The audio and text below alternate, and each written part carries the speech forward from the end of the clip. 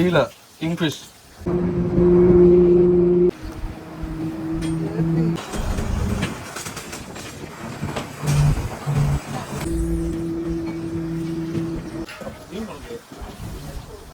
ശരീരമാകെ തളർന്നു തുടങ്ങി. അടുത്ത സ്ഥലത്തേക്ക് നമ്മൾ ഓടിപ്പോയിക്കൊണ്ടിരിക്കുകയാണ്, വലയെല്ലാം എടുത്തു കഴിഞ്ഞിട്ടാ.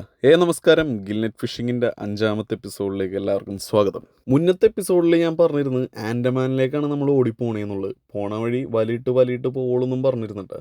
അങ്ങനെ വലിയിട്ടാണ് നമ്മൾ പോണത്. നമുക്ക് കിട്ടിയ തെരണ്ടികളുടെ കുടലെടുത്തുകൊണ്ടിരിക്കുന്ന ഈ കാണുന്ന അത്ര ഡീറ്റെയിൽ ആയിട്ട് കാണിക്കാൻ പറ്റില്ല, കാരണം യൂട്യൂബ് പോളിസീസ് ബ്ലഡ് കാണാൻ നേരത്ത് പ്രശ്നം ഉണ്ടാക്കും. ഇന്നലെ രാത്രി 10 മണിക്ക് വലയെടുക്കാനായിട്ട് ആരംഭിച്ച് ഇന്ന് രാവിലെയാണ് വലയെടുത്ത് കഴിഞ്ഞത്. കൂട്ടത്തിൽ ഞാനും വളരെ ടയേർഡാണ്. കാരണം ഈ പണിയുടെ പ്രത്യേകത എന്ന് വെച്ച് കഴിഞ്ഞാൽ എപ്പോൾ ഏത് വലയിൽ മീൻ വരുമെന്ന് നമുക്ക് പറയാൻ പറ്റില്ല. അതുകൊണ്ട് തന്നെ കണ്ണ് തുറന്ന് ഇങ്ങനെ വീഡിയോ ഓണാക്കി പിടിച്ചിരുന്നാലേ നമുക്ക് കറക്റ്റായിട്ട് വീഡിയോ കിട്ടുള്ളൂ. ചില ആട്ടങ്ങളിങ്ങനെ ആടുമ്പോൾ ബോട്ടിൻ്റെ ഉള്ളിലെ ജനലിൻ്റെ പാളികൾ ഇങ്ങനെ അങ്ങോട്ടും ഇങ്ങോട്ടും കിടന്ന് അടിച്ചുകൊണ്ടിരിക്കട്ടെ.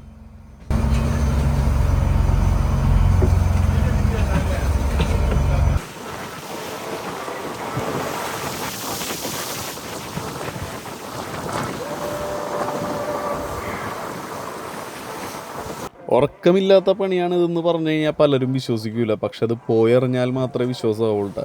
കാരണം ഇത് ചൂണ്ട ബോട്ടാണെന്നാണ് പലരുടെയും വിചാരം. ഇത് ചൂണ്ട ബോട്ടല്ല, ഇത് പരുവല ബോട്ട് എന്നാണ് ഇത് പറയണത്. അതായത് ഗിൽനെറ്റ് ബോട്ട് എന്നാണ് ഇങ്ങനെ പറയണത്. ശരിക്കും വല ഇളക്കി കഴിഞ്ഞ് ഭക്ഷണം കഴിച്ചിട്ട് 2 മണിക്കൂർ മാത്രമാണ് ഇവർ ഉറങ്ങിയേക്കണത്. അതിനുശേഷം ഇന്നലെ രാത്രി വല പിടിക്കാൻ തുടങ്ങിയിട്ട് ഇപ്പം ഈ സമയമായിട്ടും ഉറങ്ങിയിട്ടില്ല.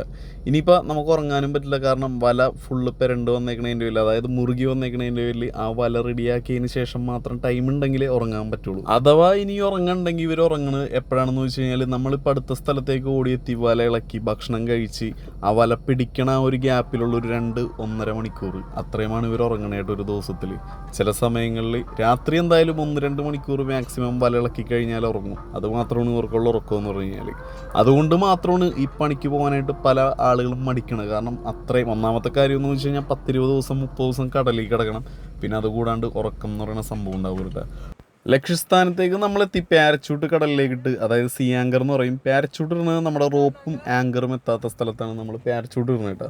ഈ പാരച്യൂട്ട് ഇടുന്നത് കൊണ്ടുള്ള ഉപയോഗം എന്ന് വെച്ച് കഴിഞ്ഞാൽ ഈ ബോട്ട് നോർമലി ഇടാൻ നേരത്ത് ഒരുപാട് ദൂരം ഒഴുകി പോകുന്നുണ്ടെങ്കിൽ പാരച്യൂട്ട് ഇടുമ്പോൾ വെള്ളം പിടിച്ച് അത്ര ദൂരം അങ്ങനെ വെള്ളം പിടിച്ച് പയ്യെ ഒഴുകുള്ളൂ.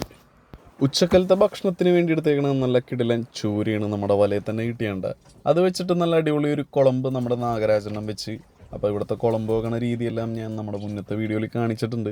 അതുമാത്രമല്ല, വലപ്പണി കഴിഞ്ഞിട്ടില്ല. ഇനിയിപ്പോൾ പുറത്തേക്ക് ഇറങ്ങാൻ നേരത്തുള്ള കാഴ്ചയാണെന്നുണ്ടെങ്കിൽ പറയാൻ വേണ്ടിയിട്ട് കാറ്റ് കൂടിയിട്ടുള്ള ഒരു കാഴ്ചയാണ് ഈ കാണുന്നത്. കാരണം നമ്മൾ ആങ്കറിൽ കിടക്കുന്നത്, അതായത് പാരച്യൂട്ടിൽ ഇങ്ങനെ വലിഞ്ഞ് കിടക്കണതിൻ്റെ പേരിൽ ബോട്ടിനെ ഇങ്ങനെ എടുത്ത് പൊക്കിയും താത്തിയും കളിച്ചുകൊണ്ടിരിക്കേണ്ടത്. നോക്കി ഓരോ തിരകളുടെ വലിപ്പം ഇങ്ങനെ കൂടി വന്നെയാണ്. കാറ്റ് കൂടുന്നതനുസരിച്ച് തിരകളുടെ വലിപ്പത്തിനും വ്യത്യാസം വന്നുകൊണ്ടിരിക്കുന്നുണ്ട് കേട്ടോ.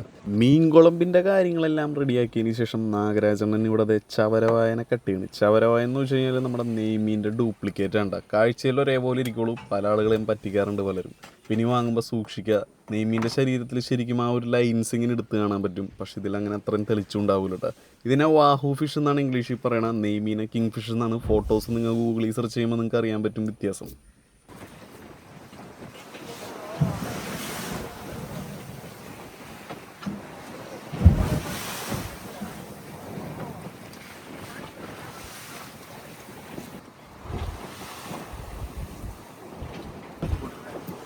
அந்த கைத்துக்கு தான் நான் எடுத்துறேன். உங்களுக்கு இடைஞ்சல் இருக்கக்கூடாது.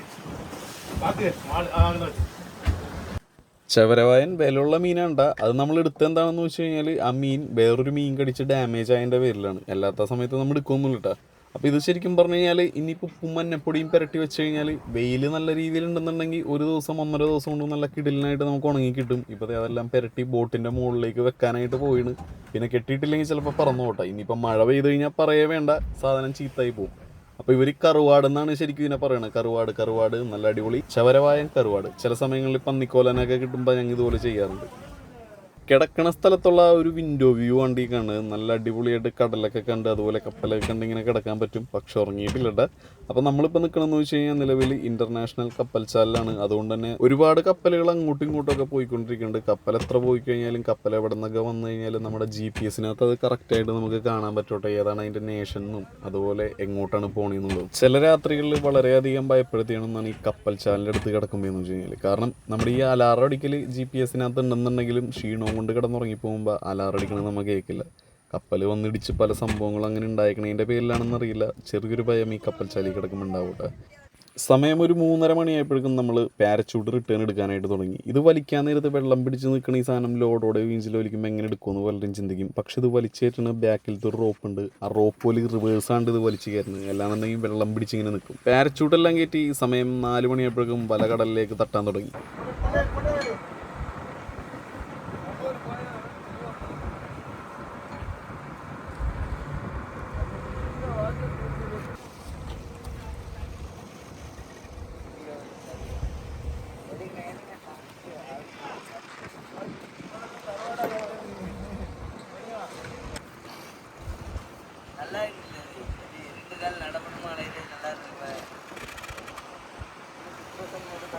സൂക്ഷിച്ച് നോക്കിക്കഴിഞ്ഞാൽ നിങ്ങൾക്കൊരു സംഭവത്തിന് അവിടെ കാണാൻ പറ്റും. എത്ര പേര് കണ്ടെന്ന് എനിക്കറിയില്ല, കണ്ടിട്ടുണ്ടാരെങ്കിലും കണ്ടെങ്കിൽ ഒന്ന് കമൻറ്റ് ചെയ്തേക്ക് അതെന്തായിരുന്നു എന്നുള്ളത്. അതുമാത്രമല്ല, അത് ഇത് നോക്കി, അന്തരീക്ഷം നല്ല കാമായിട്ടിരിക്കുകയാണ്, പീസ്ഫുള്ളാണ് എന്നെനിക്ക് പറയാൻ പറ്റില്ല. തൊട്ടിപ്പുറം നല്ല ഇടിച്ചൂത്തി പെയ്യാൻ കണക്കിന് നല്ല അടിപൊളി ഒരു മഴക്കാർ ഇവിടെ വെക്കണ്ട. അപ്പോൾ ഈ മഴക്കാരൊക്കെ നമ്മുടെ നേരെ വരയണമെന്നുണ്ടെങ്കിൽ തീർന്ന് പിടിക്കട്ടെ. ഉടുക്കത്തെ മഴയായിരിക്കുള്ളൂ, കാറ്റായിരിക്കുള്ളൂ, കോളായിരിക്കുള്ളൂ. നോക്കി ടെക്സ്റ്റേഴ്സ് പോയേക്കുന്നുണ്ട് സ്കൈയുടെ, നല്ല ഭംഗിയല്ലേ കാണാനായിട്ട്. 8:30-9 മണിയായപ്പോഴേക്കും നമ്മൾ വല ഇളക്കി കഴിഞ്ഞിട്ട് കാറ്റുണ്ടാവും എന്നുള്ളൊരു മുന്നറിയിപ്പ് കിട്ടിയതിൻ്റെ പേരിൽ അധികം കട്ടാപ്പ് ഇളക്കിയിട്ടില്ല, കുറച്ച് സെറ്റ് വല മാത്രമേ നമ്മൾ ഇട്ടിട്ടുള്ളൂ കേട്ടോ. അതിനുശേഷം പാരച്യൂട്ട് കടലിലേക്ക് ഇടുന്ന ഒരു കാഴ്ചയാണ് ഈ കാണുന്നത്. ഇനി ഇത് കഴിഞ്ഞ് കഴിഞ്ഞാൽ നമ്മൾ നേരെ ഭക്ഷണം കഴിക്കും. അത് കഴിഞ്ഞാൽ നേരെ ഒരു 1-2 മണിക്കൂറോളം ഉറക്കോട്ടെ. അത് കഴിഞ്ഞാൽ വല പിടിക്കാൻ ആരംഭിക്കോട്ടെ.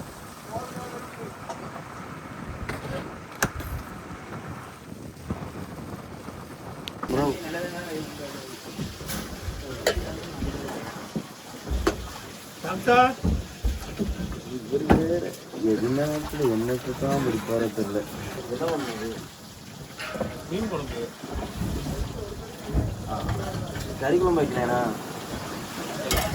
எனக்கு ரசம் ரசம் ரசம்.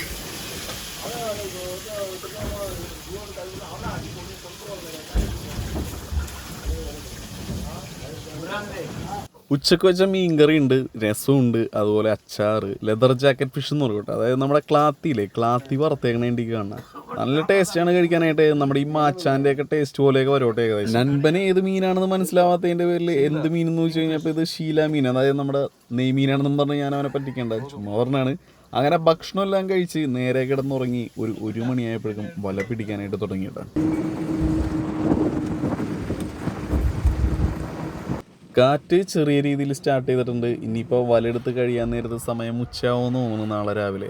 ആദ്യമായിട്ട് നമ്മുടെ വലയിൽ വന്ന മീൻ ഓലക്കൊടിയനുണ്ട്. നോക്കി, നല്ല കിടലിന് അത്യാവശ്യം വലിപ്പമുള്ളൊരു ഓലക്കൊടിയനാണ് വന്നേക്കണത്. അപ്പോൾ ഇതിൻ്റെ കൊമ്പ് നമ്മൾ കട്ട് ചെയ്ത് കളഞ്ഞ്, ഇല്ലെങ്കിൽ നമ്മുടെ കാലുമ്പോൾ തന്നെ കുത്തിക്കൊള്ളണതിൻ്റെ പേരിലാണ്ട് അത് കട്ട് ചെയ്ത് കളഞ്ഞ്.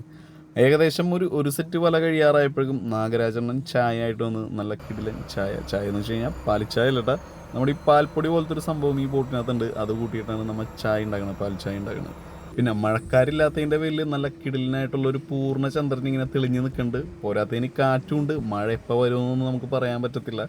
അതുകൊണ്ട് തന്നെ മഴയെ പ്രതീക്ഷിച്ചുകൊണ്ട് ഞങ്ങൾ വലയെടുത്തുകൊണ്ടിരിക്കുകയാണ്. നമുക്ക് എന്തായാലും വലയെടുത്ത് കഴിഞ്ഞിട്ട് എന്തൊക്കെ മീനാണ് വന്നതെന്നുള്ളത് നമുക്ക് നോക്കാട്ടെ.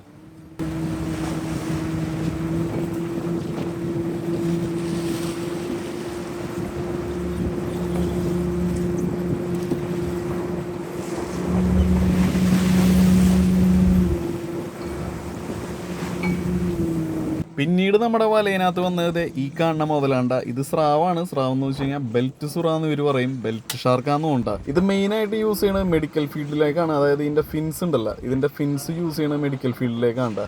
അതായത് അതിൻ്റെ ചിറകുകൾ. അപ്പോൾ ഇതിനകത്ത് ഇപ്പോൾ ജീവനോടെയാണ് നമ്മുടെ ബോട്ടിനകത്ത് വന്നേട്ടാ. ഇത് ആക്രമ സ്വഭാവമുള്ള ഒന്നാണെന്ന് എനിക്ക് തോന്നുന്നില്ല. 4 ഓലക്കൊടിയനും അതുപോലെ ഒരു ബെൽറ്റ് സുറയുണ്ട നമുക്ക് നിലവിൽ ഇപ്പോൾ ഇത്രയും വല കയറി കഴിഞ്ഞപ്പോൾ കിട്ടിയാണ്. അപ്പോൾ അത് ഈ സ്രാവിൻ്റെ പല്ല് നോക്കി കണ്ട, ചെറിയ പല്ലാണ്. അങ്ങനെ രാവിലെ ആയിക്കഴിഞ്ഞപ്പോഴേക്കും നല്ല ഗോൾഡൻ കളറിൽ ഇങ്ങനെ സൂര്യൻ ഇങ്ങനെ തെളിഞ്ഞ് നിൽക്കുകയാണ് മീൻ. അതുപോലെ തന്നെ രാവിലത്തെ ആ ഒരു സീൻ നിങ്ങൾ നോക്കിക്കോട്ടെ. കണ്ട, തെരണ്ടി ഒരു 3-4 കിട്ടിയിട്ടുണ്ട്. പിന്നെ ഒരു ചെറിയ തെരണ്ടി കിട്ടിയിട്ടുണ്ട്. ചെറിയ തെരണ്ടി കിട്ടിക്കഴിഞ്ഞാൽ നമ്മൾ നേരെ കടലിലേക്ക് അതിനെ കളയും, എടുക്കത്തില്ല. കാറ്റിൻ്റെ ഗതിയിൽ മാറ്റങ്ങൾ സംഭവിച്ചുകൊണ്ടിരിക്കുകയാണ്. അത് എത്രത്തോളം പക്ഷേ നിങ്ങൾക്ക് മനസ്സിലാവേണ്ടെന്ന് അറിയില്ല. ഇത് നോക്കിയ ബോട്ടിങ് ഇങ്ങനെ പൊന്തി ഇങ്ങനെ താന്ന് തന്നെയുണ്ട്. അതുപോലെ തെരണ്ടികൾ, വലിയ തെരണ്ടികൾ വരുമ്പോഴാണ് നമ്മൾ വല പുറത്തോട്ട് ഇടുന്നത്. അല്ലാന്നുണ്ടെങ്കിൽ ബീഞ്ചിലടിക്കാൻ പറ്റത്താണെന്നുണ്ടെങ്കിൽ ഇങ്ങനെ ലോഡ് ചെയ്ത് നിർത്തിയിട്ട് മണ്ടൂക്ക് എന്ന് പറയുന്ന ഒരു കമ്പിയുണ്ട് ഇരുമ്പിൻ്റെ, അതിൽ നമ്മതിങ്ങനെ കൊളുത്ത് വെച്ച് ഇങ്ങനെ കൊളുത്തിയിട്ട് അതിനെ വലിച്ചിങ്ങനെ ബോട്ടിലേക്ക് കയറ്റോട്ടെ. ഇതിലും വലിയ തെരണ്ടികൾ വരികയാണെന്നുണ്ടെങ്കിൽ നമ്മൾ വല പുറത്തേക്ക് ഇട്ടിട്ട് നമ്മൾ കപ്പിയിലായിരിക്കുള്ളൂ അടിച്ചെടുക്കുന്നത് ബോട്ടിലേക്ക്. അപ്പോൾ കിട്ടിയ മീനുകളെല്ലാം നമ്മൾ സ്റ്റോർ റൂമിൻ്റെ ഉള്ളിലേക്ക് ഇറക്കിക്കൊണ്ടിരിക്കേണ്ടി കാണുന്നത്. ചവരവായന ഒരെണ്ണം കിടക്കുന്നുണ്ട്, അതുപോലെ നേരത്തെ പറഞ്ഞ പോലെ ഒരു 4 ഓലക്കൊടിയൻ, ഒരു 3 തെരണ്ടി, അതുപോലെ തന്നെ ഒരു ബെൽറ്റ് സുറേണ്ട നമുക്ക് കിട്ടിയാണ്. അതായത് ബെൽറ്റ് സ്രാവാണ് കിട്ടിയത്. ഇത് അങ്ങ് ദൂരേന്നൊരു കപ്പൽ ഓടി വന്നേണ്ടി കാണുന്നത് നോക്കി.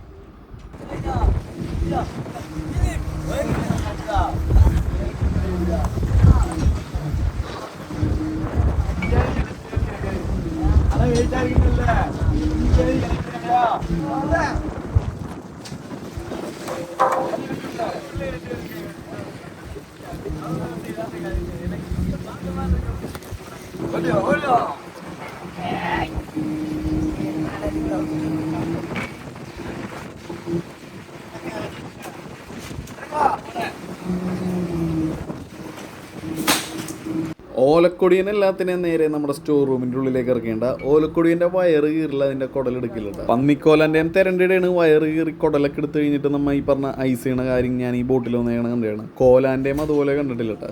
അതുപോലെ നമ്മുടെ ആ ബെൽറ്റ് സുറിയില്ലേ, ആ ബെൽറ്റ് സ്രാവിനെ നേരെ അതിൻ്റെ സ്റ്റോർ റൂമിൻ്റെ ഉള്ളിലേക്ക് ഇറക്കുന്ന ഒരു കാഴ്ച നീ കാണുന്നത്.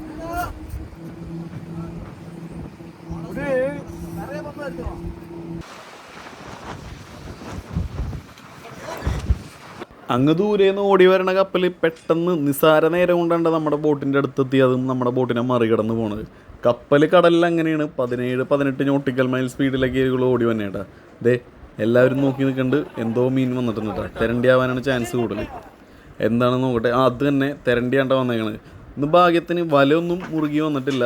അങ്ങനത്തെ നമ്മുടെ നൻപരും ടീമൊക്കെ കൂടി തെരണ്ടിനെ മണ്ടൂക്ക് വെച്ച് കുത്തി അതിൻ്റെ എവിടെയെങ്കിലും കൊളുത്തി വെക്കാനായിട്ട് നോക്കേണ്ട. അങ്ങനെ കൊളുത്തി വെച്ചാൽ മാത്രമേ നമുക്ക് ഇതിനെ പൊക്കി കയറ്റാൻ പറ്റുള്ളൂ. ഒന്നാമതേ കടലിൽ കിടന്ന് കാണിക്കുന്നുണ്ട്. അപ്പോൾ ഈ സാധനം വലയിൽ നിന്ന് ഇങ്ങനെ തട്ടിപ്പോകാനായിട്ടുള്ള ചാൻസ് കൂടുതലാണ്.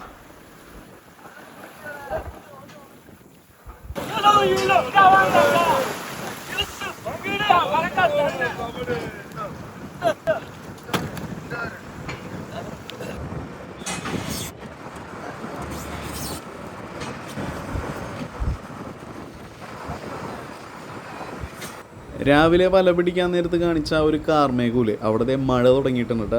ആ കപ്പൽ അവിടെ വെച്ച് സ്ലോ ആക്കിയിട്ടുണ്ട്. ഇപ്പോൾ 9 നോട്ടിക്കൽ മൈൽ സ്പീഡിലാണ് കറന്റ് ആ കപ്പൽ ഓടണ വേഗത കേട്ടോ. GPS നോക്കിയപ്പോൾ സ്വർഗത്തിന്റെ വാതിൽ ഇതാ ഓപ്പൺ ആയിരിക്കുന്നു. മഴ സമയത്ത് ഇതുപോലെ ആയിരിക്കുള്ളൂ, മഴയില്ലാത്തപ്പോൾ നല്ല ഗോൾഡൻ കളർ ആയിരിക്കും. സത്യം ചില സമയങ്ങളിൽ ഈ മഴക്കാരുള്ളപ്പോഴും അല്ലെങ്കിൽ ഈ പറഞ്ഞ നല്ല സൂര്യനുള്ള സമയത്ത് താഴണ സമയത്തും അതുപോലെ അതിരാവിലെ സൂര്യൻ പൊന്തി വന്ന സമയത്തൊക്കെ ഈ സ്കൈയിൽ വന്ന ഒരു മേഘത്തിൻ്റെ ടെക്സ്റ്റേഴ്സ് ഉണ്ടല്ലോ, അത് കാണാനായിട്ട് എന്ത് ഭംഗിയാണെന്നറിയോ. അത് പലതരം ഇങ്ങനെ ഷേപ്പുകളിൽ ഇങ്ങനെ ഒന്ന് സത്യത്തിൽ നമ്മൾ എന്തോ ഒരു വണ്ടർലാൻഡിൽ നിൽക്കണ പോലത്തെ ഒരു ഫീൽ ആയിരിക്കുള്ളൂ. ഈ ബോട്ടിലൂടെ നമ്മൾ കടലിലിങ്ങനെ ഓപ്പണായിട്ട് കിടക്കുകയാണല്ലോ അത് കാണാൻ നേരത്ത്.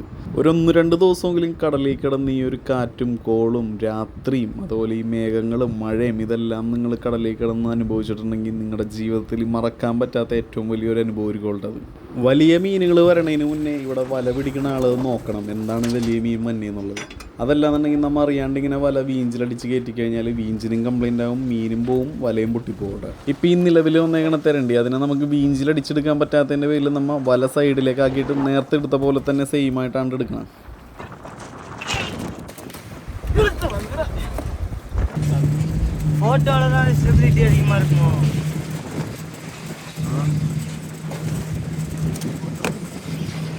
അടുത്ത തെരണ്ടിയേട്ടാ ഇന്ന് നമുക്ക് കൂടുതലും ഈ പറഞ്ഞ ഓലക്കൊടിയനും തെരണ്ടിയാണ്ട കിട്ടിയാണ്. ഇതും അത്യാവശ്യം സൈസുള്ളതാണ്ട. കണ്ട വല പെരണ്ട് കിടക്കണ മീൻസ് ഈ ചുരുണ്ട് കിടക്കണുണ്ട്. ഏതൊരു മീനാണെങ്കിലും വലയിൽ കുടുങ്ങിക്കഴിഞ്ഞാൽ ആദ്യം ചെയ്യുന്ന എന്താണ്, രക്ഷപ്പെടാനായിട്ടേ നോക്കുള്ളൂ. അതുപോലെ തെരണ്ടി നമ്മുടെ വലയിൽ കുടുങ്ങാൻ നേരത്ത് രക്ഷപ്പെടാനായിട്ട് നോക്കുമ്പോൾ ഇങ്ങനെ ചിറകിട്ട് ഇങ്ങനെ ഓരോ സൈഡിലേക്ക് അടിച്ചടിച്ച് വലനിങ്ങനെ കറക്കി കളയും. വല കറക്കി കഴിയുമ്പോൾ വല പിണയും ഓട്ടോമാറ്റിക്കലി. കുറച്ച് വല പിണഞ്ഞു പോയി കഴിഞ്ഞാൽ കടലിൽ നീരോട്ടം കൂടുതൽ, അതിൻ്റെ പേരിൽ പിന്നെ പറയുക വേണ്ട, ചിലപ്പോൾ 1 സെറ്റ് 2 സെറ്റ് വലയൊക്കെ പിണഞ്ഞ് മൊത്തത്തിൽ പോകട്ടെ. അങ്ങനെ ഒരു കണക്കിന് അതിനെ പൊക്കി കയറ്റുണ്ട്. പിന്നെ ഈ റഫ് ടൈം വരാൻ നേരത്ത് നമ്മൾ ഈ ട്രോൾ നെറ്റ് ബോട്ടിൽ പോകാൻ നേരത്ത് റഫ് ടൈം വരാൻ നേരത്തുള്ള ഒരു കടലിൻ്റെ രൂപം നിങ്ങൾ കണ്ടിട്ടുണ്ടാകും. ഒരുമാതിരി ചെളിഞ്ഞ രൂപമായിരിക്കുള്ളൂ റഫ് ടൈം വരാൻ നേരത്ത്.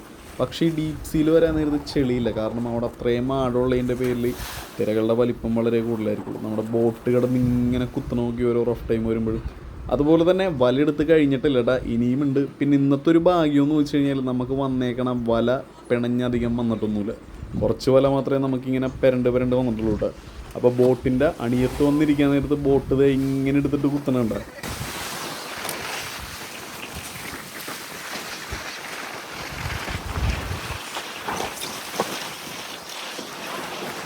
നമ്മുടെ ഈ ട്രോളിങ് പണിക്കോണ കേരള ബോട്ട് വെച്ച് നോക്കാൻ നേരത്തും ഇതിൻ്റെ ഷേപ്പിൽ എന്തോ വ്യത്യാസം ഉണ്ടെന്നാണ് എനിക്ക് തോന്നുന്നത്. കാരണം ഇതൊരു വിധപ്പെട്ട മിക്ക തിരകൾ വന്നു കഴിഞ്ഞാലും ചാടി കുതിച്ച് അതിൻ്റെ മുകളിലേക്ക് കൂടി പോകും. അധികം ചാട്ടും ഇങ്ങനെ വലുതായിട്ട് ചാടില്ല. കണ്ട ചാടി ഏത് തിരയുടെ മേളിൽ കൂടെയും പോകും. പക്ഷേ ചരിഞ്ഞ് കഴിഞ്ഞ് കഴിഞ്ഞാൽ ഭയങ്കര റോളിങ് പോലെ നമുക്ക് തോന്നേണ്ടത്. കണ്ട ബോട്ട് കിടന്ന് കാണിക്കണമെങ്കിൽ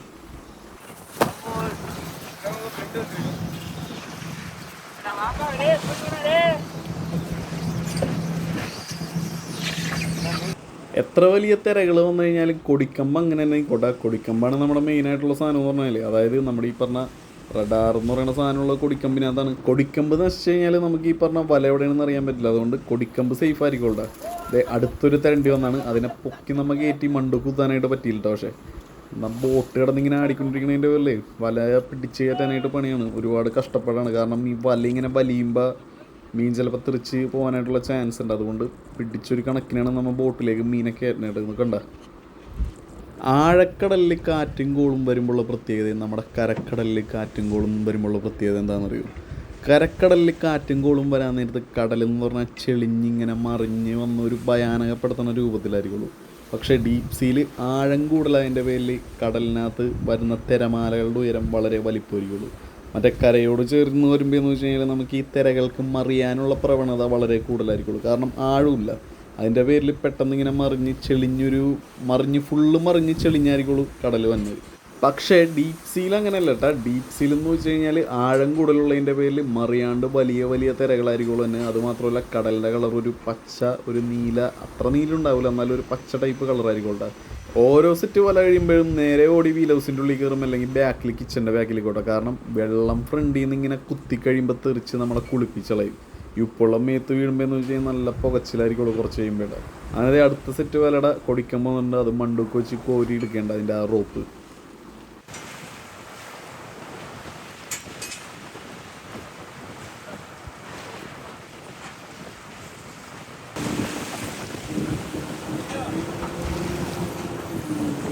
നൻപൻ എന്തിനാണ് പാൻറ്റിൻ്റെ മേളിൽ പ്ലാസ്റ്റിക് കവർ ഇട്ടെന്ന് പലരും ചിന്തിക്കും. ഉപ്പുവെള്ളം കണ്ടിന്യൂസ് ആയിട്ട് കൊണ്ടുകഴിയുമ്പോൾ നമ്മുടെ ബാക്കൊക്കെ എരിയോട്ടെ നന്നായിട്ട്.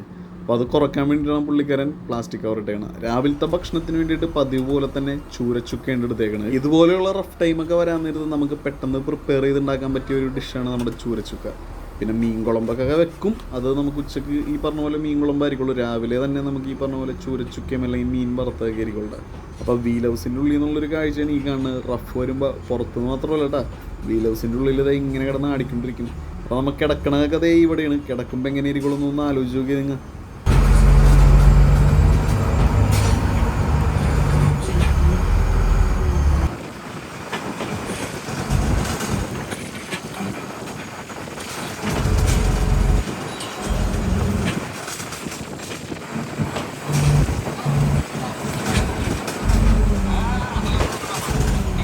വല പിടിക്കുന്ന സമയത്ത് RPM കുറച്ച് കയറ്റി വെച്ചിട്ട് ഫോർവേഡ് ഇടും, പിന്നെ ന്യൂട്രാക്കും, ഫോർവേഡ് ഇടും, ന്യൂട്രാക്കും. അങ്ങനെയാണ് നമ്മൾ വല പിടിക്കാൻ നേരത്ത് ബോട്ട് ഓടിച്ചുകൊണ്ടിരിക്കുന്നത്. സൂക്ഷിച്ച് വേണം നമ്മൾ എപ്പോഴും വല കൈകാര്യം ചെയ്യാനായിട്ട്. ഇടയ്ക്ക് ചില സമയങ്ങളിൽ വല റിവേഴ്സ് പോകും. ഇടയിൽ കുടിയും കഴിയുമ്പോഴും വലിയ വലിയ കടലിൽ ബോട്ടിങ്ങനെ ആടിത്തുള്ളുമ്പോഴും റിവേഴ്സ് പോകാറുണ്ട് കേട്ടോ. അപ്പം കഴിഞ്ഞ ദിവസം വല പിടിക്കണ കാര്യത്തെ പറ്റി പറഞ്ഞപ്പോൾ ഒരു ചേട്ടൻ്റെ കമൻ്റ് ആയിരുന്നു, അതെല്ലാം ചെത്തിക്കളഞ്ഞിട്ട് പൊക്കൂടിയെന്ന്. പുള്ളിക്കാരൻ വേറൊന്നും കൊണ്ടും പറഞ്ഞായിരിക്കില്ല, ആ ഒരു കഷ്ടപ്പാട് കൊണ്ട് പറഞ്ഞായിരിക്കാം. ഏകദേശം 60-65 ലക്ഷം രൂപ വരും ഈ പറഞ്ഞ 9 സെറ്റ് വലക്ക്. പിന്നെ ഇവരെന്ന് പറഞ്ഞു കഴിഞ്ഞാൽ ഈ പറഞ്ഞ കടലില്ല, ഇതിൻ്റെ അപ്പുറം കണ്ട ആളുകളായിരിക്കും കടലിൽ പോണ മത്സ്യത്തൊഴിലാളികൾ എന്ന് വെച്ച് കഴിഞ്ഞാൽ.